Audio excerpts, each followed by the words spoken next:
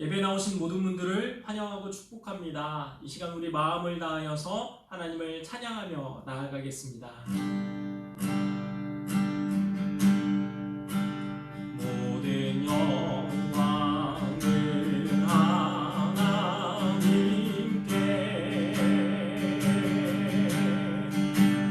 모든 영광을 하나님께,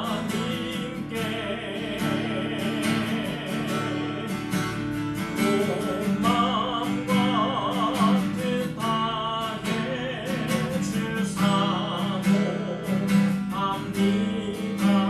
모든 영광을 하나님께. 예수님 찬양, 예수님 찬양 받으소서.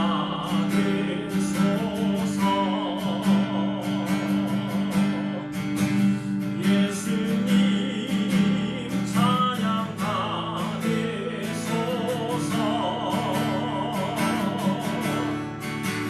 죄사의 때문이 위에 성령 보내셨네. 예수님 찬양 받으소서.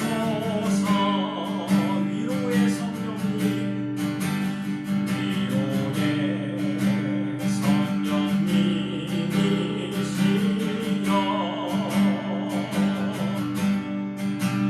위로의 성령님이시여, 그 위안에 계셔서 인도하시네. 위로의 성령님이시여, 우리 안에 계셔서, 우리 안에 계셔서 인도하시네. 위로의 성령님이시여. 사람이 되어서 이 땅에 내려오신 우리 주님을 찬양하며 나아갑니다. 장만 가을 성로 하인이 와서 베들레헴 성 안에 가봅시다. 저 의의 누이신 아기를 보고 엎드려서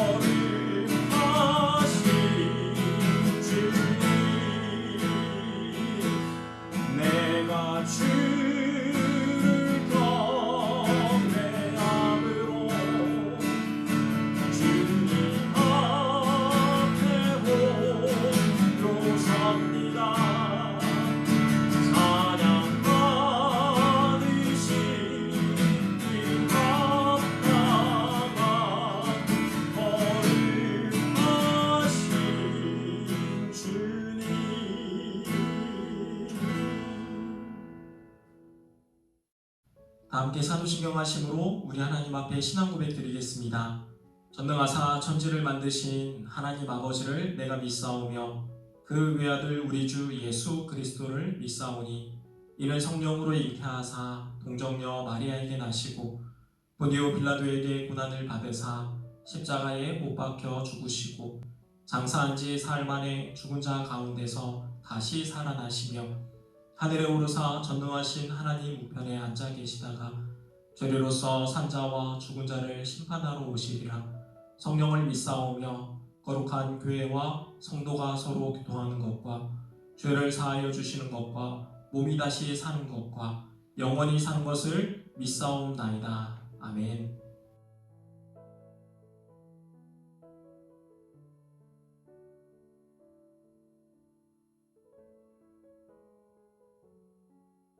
하나님 아버지, 한 주 동안도 우리를 지켜주시고 주님의 은혜 안에서 살게 하심에 감사합니다. 늘 부족하고 연약한 존재임을 알고 겸손히 주님 앞에 엎드리며 예배드리는 자녀가 되게 하옵소서. 코로나라는 어려운 시기를 보내고 있지만 그 안에서 더 감사하는 삶을 살게 하시고 내가 있는 그 자리에서 말씀과 예배를 더 사모하게 하옵소서. 감사하오며 사랑의 예수님의 이름으로 기도드렸습니다. 아멘. 오늘 우리가 함께 보실 말씀은 사무엘하 11장 1절 말씀입니다.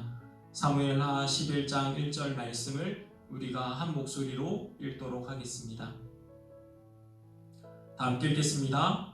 그 해가 돌아와 왕들이 출전할 때가 되매 다윗이 요압과 그에게 있는 그의 부하들과 온 이스라엘 군대를 보내니 그들이 암몬 자손을 멸하고 랍바를 에워쌌고 다윗은 예루살렘에 그대로 있더라. 아멘. 예배에 나오신 모든 분들을 주님의 이름으로 환영하고 축복합니다. 오늘도 우리 주님과 동행하며 행복하고 복된 주일이 되시기를 바랍니다. 하나님께서는 다윗이 성전을 짓겠다고 했을 때 그 다윗의 모습을 굉장히 기뻐하셨습니다. 성전을 짓고 안 짓고 때문이 아니라 하나님을 생각하고 교회를 생각하는 마음을 좋게 보셨다라는 것이죠. 그런 사심 없는 마음을 기쁘게 여기시며 다윗에게 말씀하십니다. 내 백성 이스라엘의 주권자로 삼고 내가 가는 모든 곳에서 내가 너와 함께 있어 모든 원수를 내 앞에서 멸하였음즉 땅에서 위대한 자들의 이름같이 내 이름을 위대하게 만들어 주리라. 아멘.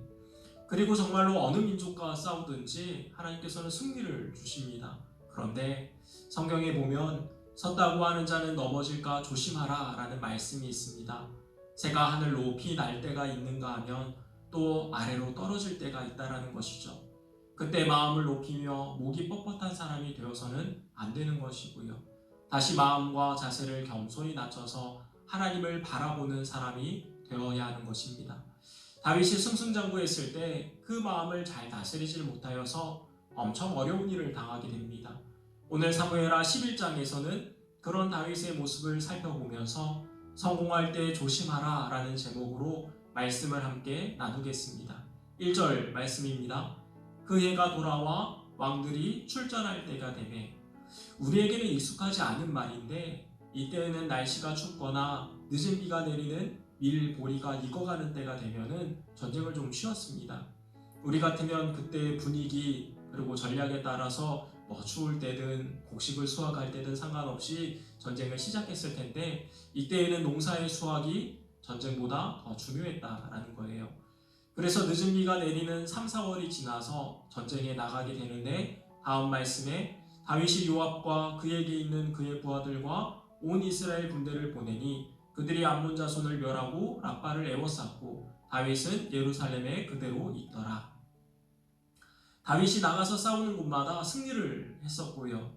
또 다윗이 나이가 들었기 때문에 이번 전쟁에는 본인이 직접 나가지 않고 요압과 그의 부하들만 보낸 것 같습니다. 2절 말씀에 보면 저녁 때에 다윗이 그의 침상에서 일어나 왕궁 옥상에서 거닐다가 그곳에서 보니 한 여인이 목욕을 하는데 심히 아름다워 보이는지라. 이스라엘의 지붕은 우리나라의 옥상처럼 평평하게 되어 있습니다. 그래서 올라가고 내려올 수 있게 만들어져 있는데 그런데 다윗이 하필이면 왜 지붕에 올라갔을까? 신약에 보면은 베드로가 피장 시몬의 집에 있을 때 옥상에 올라가서 기도하는 장면이 나오죠. 다윗 역시 기도할 게 있고 고민할 게 있어서 그 옥상을 이용했던 것입니다. 그런데 장소가 중요한 것은 아니지만 우리 성도님들은요, 기도할 일이 있으시면 교회를 나오시고요, 아니면 골방에 들어가셔서 은밀하게 우리를 보시는 하나님께 아뢰시기를 바랍니다. 다윗이 지붕에 올라가 내려다보니까 우리아 장군의 아내 밧세바가 목욕을 하고 있습니다. 사단이 다윗의 마음에 충동질을 하죠. 결국 다윗이 밧세바를 범하고 임신하게 됩니다. 다윗이 자기의 죄를 덮기 위해서 고민하다가 전쟁 중인 우리아 장군에게 특별 휴가를 줘요. 그런데 우리아 장군이 진짜 충신입니다. 10절 말씀을 보면은 어떤 사람이 다윗에게 아뢰되 우리아가 그의 집으로 내려가지 아니하였나이다. 다윗이 우리아에게 이르되 내가 길 갔다가 돌아온 것이 아니냐, 어찌하여 내 집으로 내려가지 아니하였느냐 하니, 우리아가 다윗에게 아뢰되 언약궤와 이스라엘과 유다가 야영 중에 있고 내 주 요압과 내 왕의 부하들이 바깥들에 진치고 있거늘 내가 어찌 내 집으로 가서 먹고 마시고 내 처와 같이 자리이까. 이 일을 행하지 아니하기로 왕의 살아계심과 왕의 혼의 살아계심을 들고 맹세하나이다 하니라. 세상에 이런 충신이 어디 있을까요? 제가 군대에 있을 때 병사들에게 휴가증을 많이 만들어줬었습니다. 그때 그 누구도 나라를 지켜야 하기 때문에 저는 휴가를 안 가겠습니다 라고 말한 병사가 없었습니다. 상황이 좀 다르기는 하지만 그만큼 우리아 장군이 충성스러운 사람이라는 거예요. 다윗이 또 고민합니다. 이 일을 어떻게 할 것인가. 그렇다고 전쟁을 멈추고 다 돌아오게 할 수도 없는 것이죠. 14절 말씀에 아침이 되매 다윗이 편지를 써서 우리아의 손에 들려 요압에게 보내니 그 편지를 써서 이르기를 너희가 우리아를 맹렬한 싸움에 앞세워두고 너희는 뒤로 물러가서 그로 맞아 죽게 하라 하였더라. 다윗이 자기의 죄를 가리기 위해 이런 악한 결정을 하게 됩니다. 그 일순간의 작은 욕망 때문에 남의 아내를 탐하고 술수와 살인까지 하게 하는 타락한 사람의 모습을 보게 됩니다. 사랑하는 성도님들, 사실 그 누가 이런 유혹과 욕심과 죄 앞에서 자유할 수 있을까요? 늘 우리의 마음을 살피는 방법밖에 없습니다. 사업이 잘 될 때, 자녀에게 좋은 일들이 생길 때, 그 어떤 것도 필요 없을 만큼 가정이 평안할 때 우리의 마음을 매일매일 살피시기를 바랍니다. 성경을 보면 하나님께서 가난한 자들에 대해서는요, 크게 걱정하지 않으세요. 그런데 부한 자들에 대해서는요, 늘 걱정하십니다. 부하여서 하나님을 모른다고 할까봐. 다시 말씀드립니다. 다른 분들은 몰라도 우리 창성교회 성도님들은요, 절대 마음을 높이지 마시길 바랍니다. 하나님을 사랑하는 분들의 형통함을 기도합니다. 그러나 가난한 마음을 꼭 소유하시기를 또한 소망합니다. 17절 말씀입니다. 그 성 사람들이 나와서 요압과 더불어 싸울 때에 다윗의 부하 중 몇 사람이 엎드러지고 햇사람 우리아도 죽으니라. 결국 충신 우리아 장군과 다윗의 부하들까지 헛된 죽음을 당합니다. 다윗은 이렇게 해서 자기의 죄가 사실 가려진 줄 알았어요. 그런데 21절을 보면은요, 여룹베셋의 아들 아비멜렉을 쳐 죽인 자가 누구냐? 여인 하나가 성에서 맷돌 윗짝을 그 위에 던지매 그가 베데스에서 죽지 아니하였느냐? 어찌하여 성에 가까이 갔더냐 하시거든 내가 말하기를 왕의 종 햇사람 우리아도 죽었나이다 하라. 무슨 말이냐 하면은 요압이 다윗에게 전령을 한 명 보내는 거예요. 그래서 이제 누가 죽었다라고 전언하게 되는데, 그럼 다윗이 묻겠죠. 어찌하여 그렇게 무리하게 전쟁을 치르다가 나의 소중한 부하들을 죽게 만들었느냐? 그렇게 다윗이 노하면 우리아 장군도 죽었습니다, 이렇게 말하게 한 것이죠. 다윗은 완전 범죄를 계획했지만 요압 장군도 알고, 전쟁의 경과를 보고하러 간 사람들도 알고, 우리아의 아내를 다윗에게 데려온 사람도 알고, 우리아 장군과 대궐문에서 같이 잔 병사들도 다 알고 있었다라는 것입니다. 사람이 범죄하니까 눈이 멀어버린 것이죠. 22절 말씀에 전령이 가서 다윗에게 이르러 요압이 그를 보낸 모든 일을 다윗에게 아뢰어. 24절에 활 쏘는 자들이 성 위에서 왕의 부하들을 향하여 쏘매 왕의 부하 중 몇 사람이 죽고 왕의 종 햇사람 우리아도 죽었나이다 하니, 다윗이 전령에게 이르되 너는 요압에게 이같이 말하기를 이 일로 걱정하지 말라. 칼은 이 사람이나 저 사람이나 삼키느니라. 그 성을 향하여 더욱 힘써 싸워 함락시키라 하여 너는 그를 담대하게 하라 하니라. 하나님께서 많은 왕들을 평가하실 때 여호와 보시기에 악하였더라 라는 말을 하십니다. 그래도 다윗의 모습에서는요, 한 번도 이런 얘기를 하신 적이 없으세요. 그런데 이번에 이 말을 하십니다. 27절 말씀에 그 장례를 마침에 다윗이 사람을 보내 그를 왕궁으로 데려오니 그가 그의 아내가 되어 그에게 아들을 낳으니라. 다윗이 행한 그 일이 여호와 보시기에 악하였더라. 사람이 무엇을 생각하고 무엇을 심느냐에 따라서 그 열매를 거두게 되어 있습니다. 사랑하는 우리 창석교회 성도님들은 매일매일 무슨 생각을 하시나요? 세상의 걱정과 근심만 하면 우리의 마음이 참 지칠 수밖에 없습니다. 자녀에 대한 고민만 생각하다 보면 우리의 마음이 참 분주할 수밖에 없습니다. 이 시간 잠시 우리의 고민을 내려놓고 하나님을 생각하시는 분들이 되시기를 바랍니다. 해를 주시고 달을 주시고 별을 주시고 숨을 쉴 수 있는 공기와 먹을 수 있는 오곡백과와 사계절을 다 경험할 수 있는 나라를 주신 것에 대해서 감사하는 분들이 되시기를 바랍니다. 그래서 사도 바울의 고백처럼 모든 것이 다 우리 하나님의 은혜임을 고백하는 믿음의 자녀들이 되시기를 주님의 이름으로 축원합니다. 다윗의 일순간 작은 욕망이 살인을 낳게 되었는데 하나님께서는요, 이런 죄를 그냥 넘어가지 않으세요. 12장 1절 말씀을 보면 여호와께서 나단을 다윗에게 보내시니 그가 다윗에게 가서 그에게 이르되 한 성읍에 두 사람이 있는데 한 사람은 부하고 한 사람은 가난하니. 나단을 통해서 한 이야기를 다윗에게 하게 하십니다.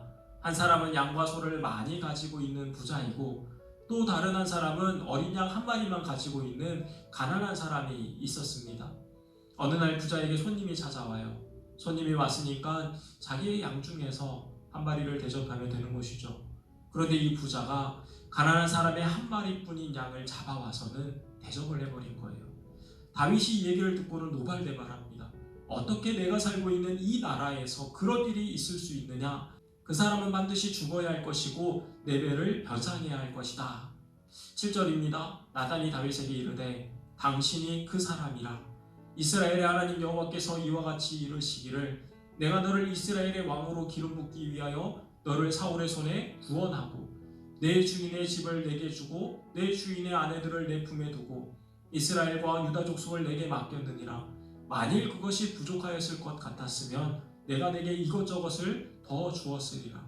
그러한데 어찌하여 내가 여호와의 말씀을 업신여기고 나 보기에 악을 행하였느냐?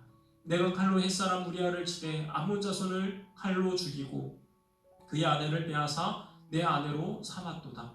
이제 내가 나를 업신여기고 햇사람 우리아의 아내를 빼앗아 내 아내로 삼았은즉 칼이 내 집에서 영원토록 떠나지 아니하리라 하셨고. 다윗의 죄는 사람을 업신여기고 저지른 죄입니다. 그런데 하나님께서는 10절 말씀에 그렇게 말씀하시질 않으세요. 내가 나를 업신여기고. 이런 범죄는 하나님을 업신여긴 죄라는 거예요. 이런 건 모르겠지. 보는 사람이 없으니까 아무도 모를 거야.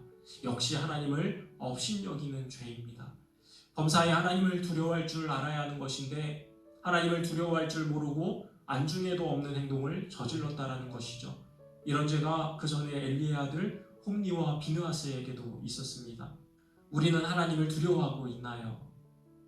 어떤 일을 계획하고 진행할 때 하나님을 의식하고 있으신가요? 보는 눈이 없다고 해서 불법과 불의를 저지르고 있지는 않으신가요? 오늘 하나님을 의식하는 자녀들이 되시기를 바랍니다. 눈에 보이지 않는, 더 정확하게는 숨어 계시는 하나님을 인식하시며 더 나아가 그분을 찾기 위해 힘쓰시는 믿음의 성도님들이 되시기를 바랍니다. 13절 말씀에 다윗이 나단에게 이르되 내가 여호와께 죄를 범하였노라 하며 나단이 다윗에게 말하되 여호와께서도 당신의 죄를 사하셨나니 당신이 죽지 아니하려니와 이 일로 말미암아 여호와의 원수가 크게 비방할 거리를 얻게 하였으니 당신이 낳은 아이가 반드시 죽으리이다 하고 나단이 자기 집으로 돌아가니라. 씨앗 비유를 생각해 보게 됩니다. 옥토밭에 떨어진 말씀의 씨앗이 잘 자라면 100배, 60배, 최소 30배의 열매를 맺게 되어 있습니다. 그런데 죄의 씨앗도 우리의 마음밭에 심어지면 하나가 아니라 100배, 60배, 30배의 열매를 맺게 되어 있다는 거예요.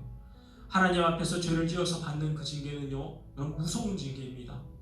다윗에게 하나님의 징계가 내려지는데 결국 아이가 죽고 압살롬이 아버지를 나중에 배신하고 세바가 반역하고 끊임없는 반역과 분쟁이 그의 삶을 계속 따라다닙니다.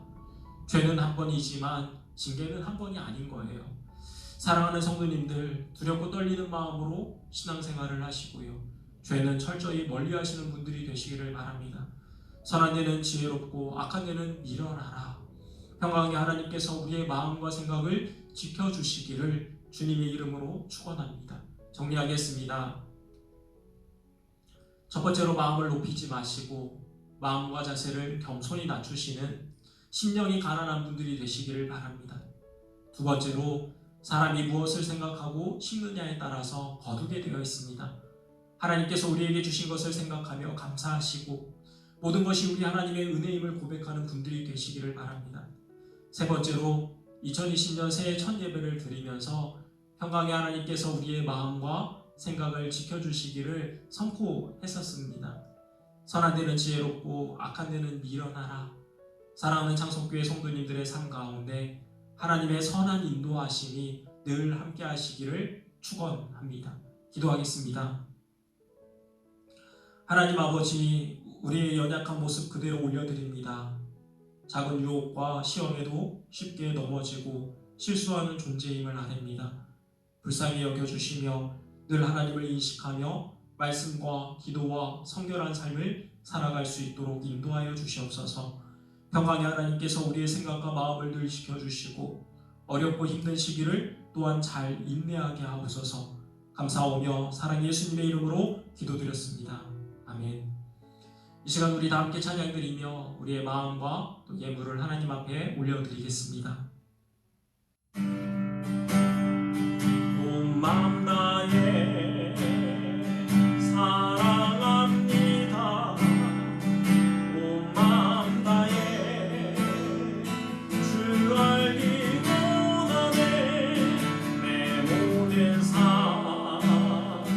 당신 것이니 주만 섬기니.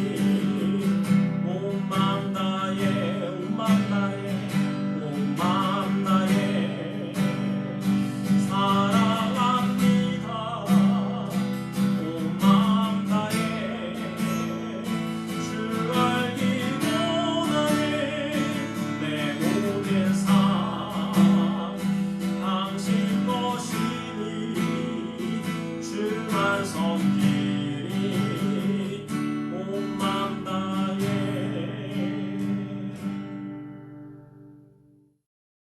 하나님 아버지, 우리의 마음과 예물을 하나님께 올려드립니다.